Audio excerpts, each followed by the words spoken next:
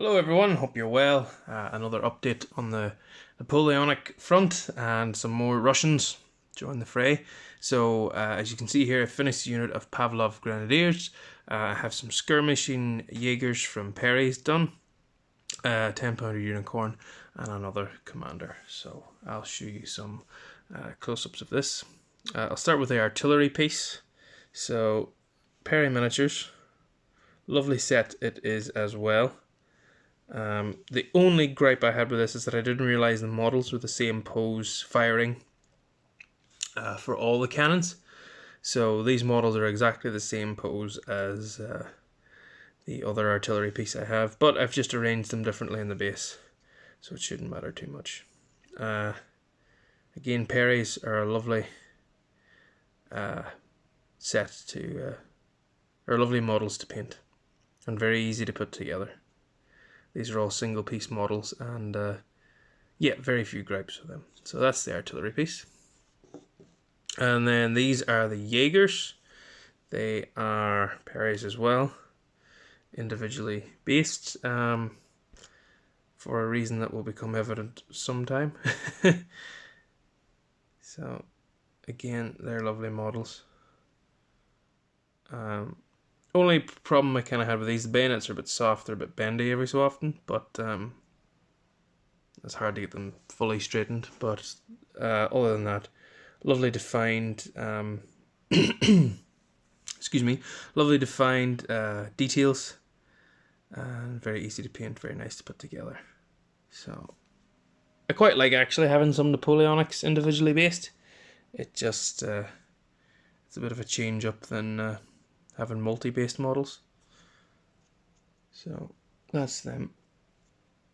Again, I went for the green trousers, which was from reading, I think it was 1807 was when the green trousers were in for Jaegers. By 1812, that sort of regulation had been gone. This guy's covered in grass, just...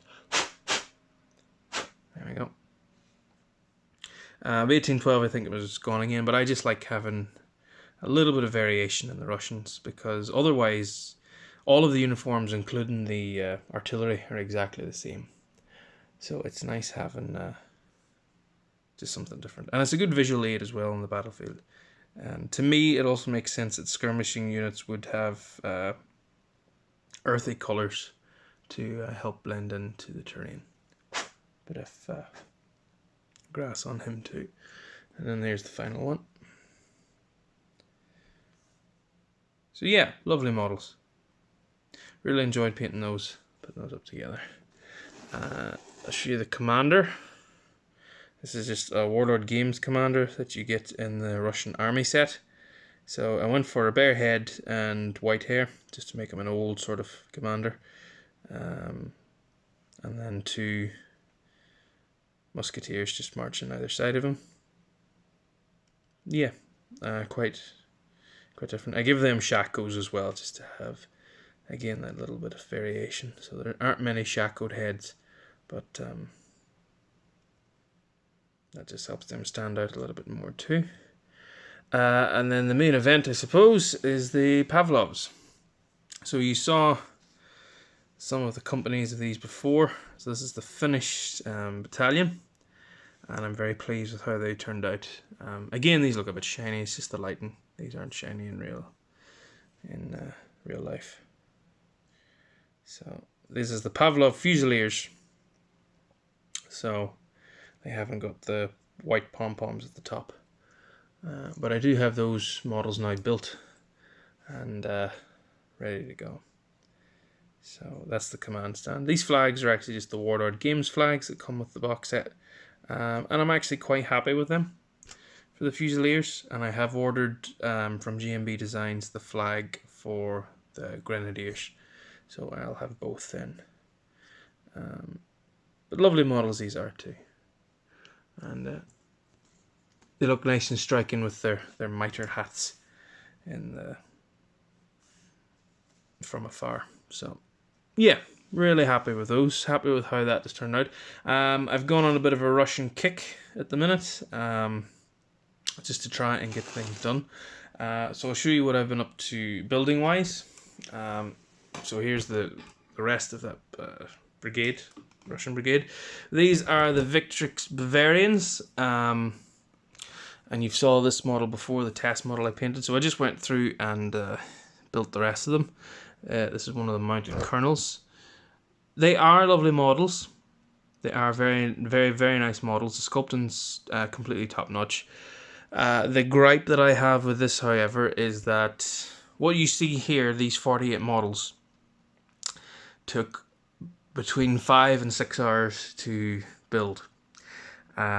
Because I just, with plastic models, you know, you're cleaning mold lines and things, but there was just too many parts, I think, for March Attack models. And my biggest gripe is that the plumes weren't attached to the helmets, and not only that, but the helmets weren't attached to the heads. The heads and the helmets are two separate pieces. And that's the only gripe I have with these, is it just took too long to build them. And I still have the light infantry of the box set to finish as well. But ho-hum, they're done now, and I'll get painting.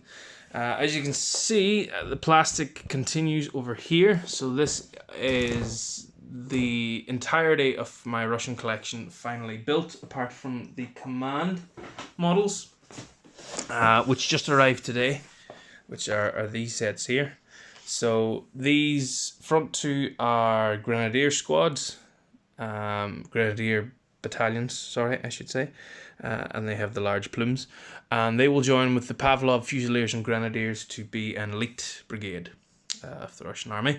Then behind those I have 2 more regiments of musketeers, just to join with my completed 2 regiments of musketeers to have a brigade of musketeers.